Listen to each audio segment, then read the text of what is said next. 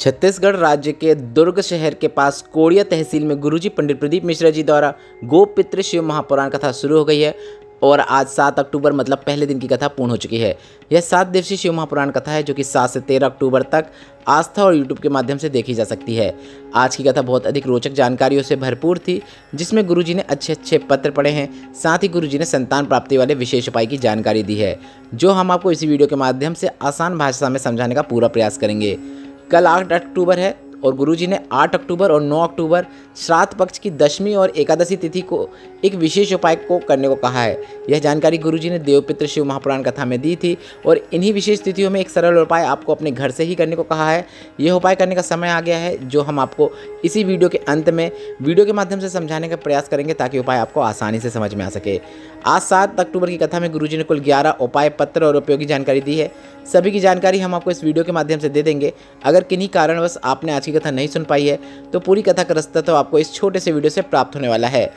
पिछले वीडियो में हमने आपसे एक प्रश्न किया था कि आप पीवरी पितरों की बेटी हैं, तो इसका सही उत्तर है हाँ। और आज के वीडियो का प्रश्न इस प्रकार है, जो आपकी स्क्रीन में भी दिख रहा है। त्वचा रोगों से मुक्ति प्राप्त करने के लिए किस महादेव का नाम का स्मरण करते हुए जल शिवलिंग पर चढ़ाया जाता है? आपके ऑप्शन इस प्रकार हैं। ए शूलटंकेश्वर महादेव, ऑप्शन बी इस प्रकार है श्रम्भेश्वर महादेव। आप इस प्रश्न का उत्तर अभी हमें कमेंट के जरिए भेज सकते हैं। हम इस प्रश्न का उत्तर आपको कल के वीडियो में जरूर बता देंगे। अब बढ़ते हैं आज की कथा की पहली विशेष जानकारी की ओर। कथा शुरू होते ही कोड़िया जहाँ पर कथा हो रही है वहाँ की जानकारी देते हुए गुरुजी ने कहा, यहाँ पर एक ऐसा शिवलिंग है जिसकी उत्पत्ति कब हुई है किसी को नहीं पता। कैसे शिवलिंग आया यह भी किसी को नहीं पता। आज तक लोगों को कुछ भी नहीं मालूम है इस शिवलिंग के बारे में। और गुरुजी ने बताया यहाँ जो शिवलिंग है उसका स्वरूप जो है वह बहुत ही सुंदर है, जिसे जान पाना पहचान पाना बहुत मुश्किल है। और गुरुजी ने बताया इस शिवलिंग का नाम सहस्त्रेश्वर शिवलिंग है। गुरुजी ने बताया 1000 बार शिवलिंग पर जल चढ़ाने का जो फल मिलता है वह कोड़िया शहर में जो शिवलिंग है, इस पावन धरा में जो शिवलिंग है, जिसे हम सहस्त्रेश्वर शिवलिंग के नाम से भी जानते हैं, अगर आप उसमें एक बार जल चढ़ा देते हैं तो 1000 शिवलिंग में जल चढ़ाने का फल आपको प्राप्त हो जाता है। और गुरुजी ने कहा अगर आप इस शिवलिंग को देखेंगे तो आप पाएंगे बहुत सारे टुकड़ों को जोड़कर, पाषाणों को जोड़कर निर्मित हुआ है यह शिवलिंग। सहस्त्रेश्वर शिवलिंग बहुत कम देखने को मिलते हैं। बढ़ते हैं आज की कथा की दूसरी विशेष जानकारी की ओर। गुरुजी ने कहा जो लोग मोबाइल या टीवी के माध्यम से घर में कथा सुन रहे हैं उन्हें एक प्रयास करना है। शिवधाम कोड़िया में जो गोपित्र शिव महापुराण कथा शुरू हुई है, 7 दिवसीय शिव महापुराण कथा, जो आसन लगाकर बैठें और साथ में 2 या 4 चावल के दाने अपने हाथ में लेकर उन्हें बैठकर कथा सुनना है। और अगर आप अपने पूर्वजों के लिए, पितरों के लिए यह कथा सुन रहे हैं तो इसका आपको बहुत लाभ प्राप्त होने वाला है, क्योंकि आपको पूर्वजों और पितरों की कृपा प्राप्त होगी और घर में सुख समृद्धि देखने को मिलती है, वंश वृद्धि देखने को मिलती है। और रोज़ कथा सुनने के बाद आप वे चावल के दाने जो आप हाथ में लेकर कथा सुन रहे हैं उन्हें अपने छत्र पर पूर्वजों के निमित्त चिड़िया और पक्षियों के लिए डाल सकते हैं। बढ़ते हैं आज की कथा की तीसरी विशेष जानकारी की ओर। गुरुजी ने कहा अगर किसी के घर थाने के पास होता है तो उसमें एक अलग अकड़ रहती है कि मेरे घर में कभी चोर नहीं आ सकता। अगर किसी का घर बस स्टैंड के पास रहता है तो उसे एक अलग अभिमान रहता है। उसी तरह अगर आपको आपके घर के पास शिवालय है तो आपके अंदर भी यह अभिमान होना चाहिए कि मैं भी शंकर के पास रहता हूँ, मेरे घर के पास भी शंकर का मंदिर है, शंकर के घर के पास मेरा घर है। इस प्रकार से आपके अंदर भी एक विश्वास होना चाहिए। और गुरुजी ने कहा जिसके घर के पास शंकर का मंदिर होता है, शिवालय होता है, एक बात निश्चित है, यमराज उसके पास जल्दी नहीं आते हैं। बढ़ते हैं आज की कथा की चौथी विशेष जानकारी की ओर। लोकेश्वरी साहू जी पत्र लेकर आई, जिसमें उन्होंने लिखा मैंने छत्तीसगढ़ राज्य सेवा के 4 मेंस और कई बार इंटरव्यू भी दी हूँ, पर मेरा कहीं पर चयन नहीं हुआ। किसी ने कहा एक बार सीहोर चले जाओ और वहाँ की कंकड़ शंकर रूपी धरा में कंकड़ शंकर की पूजन करके आओ। और मैंने ऐसा ही किया। और जब कंकड़ शंकर की धरा की पूजन करने के बाद मैं वापस आई और मैंने एक एग्ज़ाम दिया, CGPSC का एग्ज़ाम दिया था और मेरा लेखा अधिकारी के पद में चयन हो गया है। उसी का आभार व्यक्त करने में कथा पंडाल में आए हूँ। बढ़ते हैं आज की कथा की 5वीं विशेष जानकारी की ओर।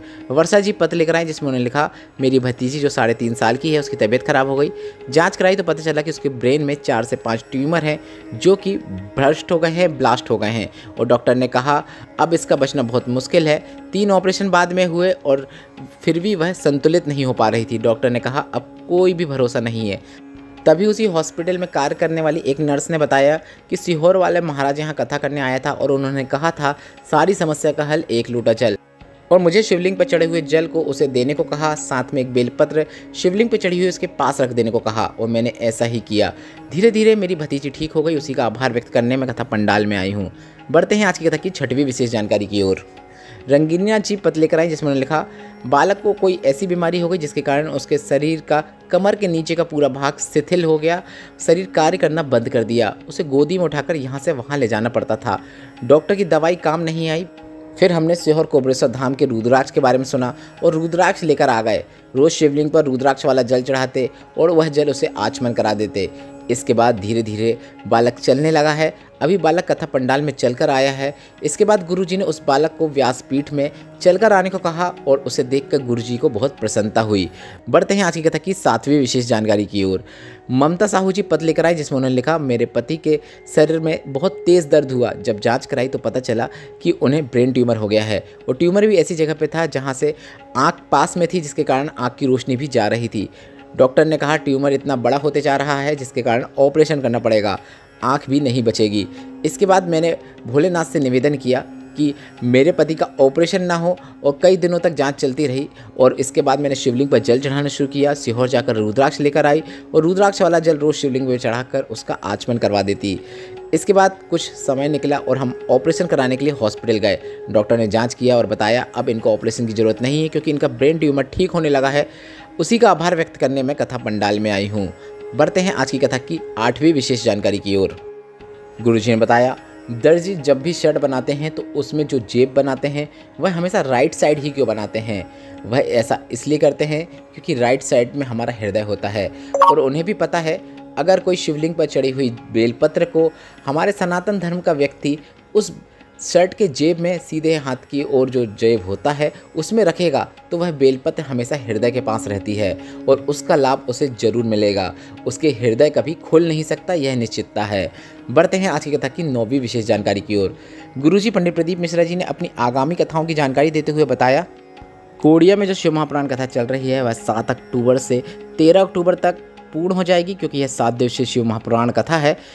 इसके बाद जो अगली शिव महापुराण कथा होगी वह शिव पार्वती शिव महापुराण कथा होगी जो कि 17 से 21 अक्टूबर तक नागपुर के विधुरी टोल नाका के पास तुमरे रोड के में होने वाली है। यह कथा का एड्रेस आज ही गुरुजी ने कथा के दौरान में बताया है। यह 5 दिवसीय शिव महापुराण कथा है जिसका नाम गुरुजी ने शिव पार्वती शिव महापुराण कथा बताया है। नागपुर की कथा के बाद गुरुजी ने अगली कथा की जानकारी दी है। गुरुजी ने कहा 26 अक्टूबर से 1 नवंबर तक 5 दिवसीय शिव महापुराण कथा गुजरात अहमदाबाद में होगी, जिसका एड्रेस बताते हुए गुरुजी ने बताया BAPS ग्राउंड उनगेन रोड चौराहा अहमदाबाद गुजरात में यह कथा होने वाली है। और इस कथा का नाम गुरुजी ने बता दिया है। इस कथा का नाम रहेगा करवा चौथ शिव महापुराण कथा। 26 से 1 अक्टूबर तक इस कथा का आनंद भी आप आस्था और यूट्यूब के माध्यम से प्राप्त कर पाएंगे। बढ़ते हैं आज की कथा की 10वीं विशेष जानकारी की ओर। गुरुजी ने बताया संतान प्राप्ति के लिए एक विशेष उपाय है जिसे आप कर सकते हैं। गुरुजी ने कहा पति पत्नी दोनों को मिलकर सफ़ेद आंकड़े की जड़ को लेकर आना है। तुम्रिका जी का नाम लेते हुए तुम्रकेश्वर महादेव का स्मरण करते हुए शिवलिंग के ऊपर से आपको इस सफ़ेद आंकड़े की जड़ को 21 बार घुमा लेना है। इसके बाद नंदी के पास खड़े होकर लाल धागे का उपयोग करते हुए नारी को अपने कमर में इस सफ़ेद आंकड़े की जड़ को बांध लेना है। संतान प्राप्ति जरूर होती है। इसके बाद गुरुजी ने कहा हमने कई पत्र ऐसे पढ़े हैं जिसमें 30 वर्षों के बाद भी लाभ हुआ है। आप अपने जीवन में इस विशेष उपाय को एक बार जरूर कीजिएगा। बढ़ते हैं आज की कथा की 11वीं और अंतिम विशेष जानकारी की ओर। गुरुजी पंडित प्रदीप मिश्रा जी ने एक विशेष उपाय बताया है। कल है 8 अक्टूबर, श्राद्ध की 10वीं तिथि है। इसके बाद 9 अक्टूबर भी है, श्राद्ध की एकादशी की तिथि है, मतलब एकादशी श्राद्ध की तिथि है। और गुरुजी ने देव पितृ शिव महापुराण कथा में एक विशेष और सरल आसान उपाय की जानकारी दी थी जो आप इन विशेष तिथियों में करके अधिक से अधिक लाभ प्राप्त कर सकते हैं। यह धन प्राप्ति का सबसे अच्छा उपाय है, इसलिए आप इन विशेष तिथियों में इस उपाय को जरूर कीजिएगा। गुरुजी ने बताया था भगवान शंकर और भगवान नारायण के मिलन से एक अवतार हुआ है जिसे हम वृषकपि या फिर विषकपि नाम से जानते हैं। आपको एक रोटी या फिर एक पराठा या फिर एक पूड़ी लेना है और इसमें आपको थोड़ा सा गुड़ या फिर शक्कर, मतलब गुड़ या शक्कर में से कोई भी एक चीज़ को आपको रखना है और थोड़ी सी खीर रखना है। और वृषकपि या फिर विषकपि का नाम लेते हुए अपने घर के बाहर जाकर दरवाजे के बाहर खड़े होकर यह रोटी जिसके अंदर आपने सामग्री डाली है यह गाय को दे देना है। बस इतना ही करना होता है। घर में कभी भी धन संपदा की कमी नहीं आती है। धन प्राप्ति का यह श्राद्ध पक्ष का सबसे अच्छा उपाय है, जिसे इन विशेष तिथियों में करके आप अधिक से अधिक लाभ प्राप्त कर सकते हैं। साथ ही गुरुजी ने बताया श्राद्ध पक्ष में कुछ ऐसी तिथियां हैं जैसे दूज, चतुर्थी, अष्टमी, दशमी और एकादशी, प्रदोष और शिवरात्रि। दशमी की तिथि मैंने आपको बता दी कल है, उसके बाद परसों एकादशी की तिथि है। तो शिवरात्रि और प्रदोष भी ऐसी तिथि है जो आने वाली हैं। तो इन तिथियों में आपको एक विशेष उपाय करना है। गुरुजी ने कहा आपको गौ माता को कुछ भी आप जो खिला रहे हैं, उसके बाद आपको गौ माता को अगर आप एक चुल्लू भर पानी भी पिला देते हैं तो हमारे पूर्वजों को तर्पण और तेलांजनी की आवश्यकता नहीं होती है, वे तर जाते हैं। इसलिए श्राद्ध पक्ष में अगर आपके घर में भी कोई मेहमान आ रहा है, अनजान व्यक्ति भी आ रहा है, तो भी आपको उसे पानी जरूर पिलाना चाहिए, जल जरूर पिलाना चाहिए। इसका पुण्य आपको 1000 गुना होकर प्राप्त होता है श्राद्ध पक्ष में। इस वीडियो में बताए गए उपायों से संबंधित अगर अभी भी आपके मन में कोई प्रश्न है तो वे प्रश्न आप कमेंट के जरिए पूछ सकते हैं। मेरे द्वारा दी गई जानकारी अगर आपको थोड़ी सी भी उपयोगी लगी हो, आज की कथा से आपको आनंद की प्राप्ति हुई हो, तो इस वीडियो को लाइक करके कमेंट बॉक्स में हर हर महादेव जरूर टाइप कीजिएगा। श्री शिवाय नमस्तुभ्यम, हर हर महादेव।